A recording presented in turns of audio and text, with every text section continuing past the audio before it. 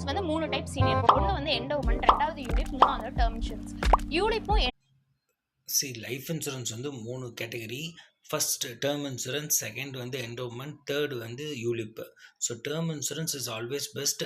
குறைந்த ப்ரீமியம், நிறைய கவரேஜ் கிடைக்கும். ஒரு 1 crore கவரேஜ் ஒரு 10,000, 12,000, 15,000க்குள்ளே உங்களுக்கு கிடைக்கும். தயவுசெய்து டேர்ம் இன்சூரன்ஸ் மட்டுமே எடுங்க.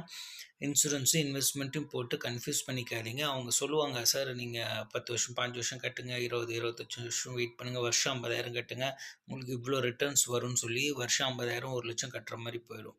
ஸோ அப்படி கட்டும்போது என்ன ஆகும்னா, நீங்கள் நடுவில் ஏதாவது லேப்ஸ் ஆச்சுன்னா டோட்டலி லாஸ். இன்சூரன்ஸ் ப்ரீமியம் கம்மியாக இருந்தால் தான் லேப்ஸ் ஆகாமல் கண்டினியூஸாக நீங்கள் உங்களால் கொண்டு போக முடியும். சேவிங்ஸை செப்பரேட்டாக நீங்கள் உங்களால் பண்ண முடியும். ஸோ இது ரெண்டையும் கன்ஃபியூஸ் பண்ணிக்காதீங்க. தென் யூலிப் பக்கம் போகாதீங்க. அது வந்து மார்க்கெட் ரிலவெண்ட்டாக இருக்கும். அதுக்கு டைரெக்டாக நீங்கள் மியூச்சுவல் ஃபண்டில் இல்லை இண்டிவிஜுவல் ஷேர் அனலைஸ் பண்ணி இன்வெஸ்ட் பண்ணிட்டு போகலாம். Best thing